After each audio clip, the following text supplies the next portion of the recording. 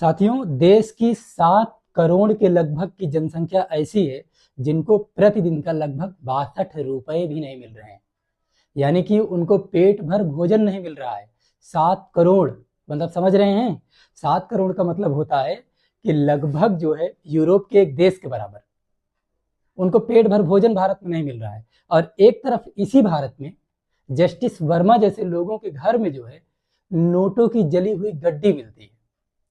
आप कल्पना कीजिए कि किस तरीके से देश में आय का असमान रूप से वितरण हो रहा है कि एक तरफ भारतीय लोगों को खाना नहीं मिल रहा है पेट भर, और दूसरी तरफ क्या हो रहा है, नोटों की गड्डियां जलाई जा रही हैं।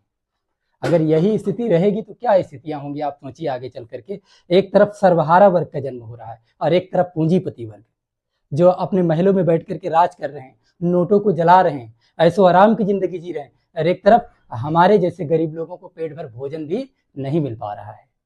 आप अपने से सोचिए, एक तरफ हम दावा करते हैं विश्व की चौथी बड़ी अर्थव्यवस्था होने का, और दूसरी तरफ भारत के जो गरीब तबके के लोग, हाशिए पे खड़े लोग हैं, उनको पेट भर भोजन नहीं मिल पा रहा है। ये खाइयां दिनों दिन लगातार बढ़ती जा रही हैं और जो आगे चल करके एक विकराल संकट को जन्म देंगी।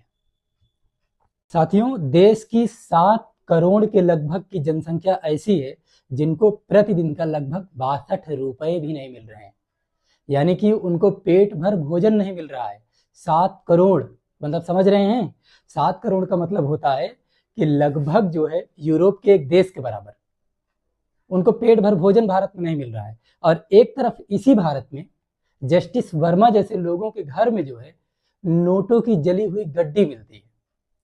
आप कल्पना कीजिए कि किस तरीके से देश में आय का असमान रूप से वितरण हो रहा है कि एक तरफ भारतीय लोगों को खाना नहीं मिल रहा है पेट भर, और दूसरी तरफ क्या हो रहा है, नोटों की गड्डियां जलाई जा रही हैं। अगर यही स्थिति रहेगी तो क्या स्थितियां होंगी, आप सोचिए आगे चल करके। एक तरफ सर्वहारा वर्ग का जन्म हो रहा है और एक तरफ पूंजीपति वर्ग जो अपने महलों में बैठ करके राज कर रहे हैं, नोटों को जला रहे हैं, ऐसो आराम की जिंदगी जी रहे हैं, और एक तरफ हमारे जैसे गरीब लोगों को पेट भर भोजन भी नहीं मिल पा रहा है। आप अपने से सोचिए, एक तरफ हम दावा करते हैं विश्व की चौथी बड़ी अर्थव्यवस्था होने का, और दूसरी तरफ भारत के जो गरीब तबके के लोग, हाशिए पे खड़े लोग हैं, उनको पेट भर भोजन नहीं मिल पा रहा है। ये खाइयां दिनों दिन लगातार बढ़ती जा रही हैं और जो आगे चल करके एक विकराल संकट को जन्म देंगी।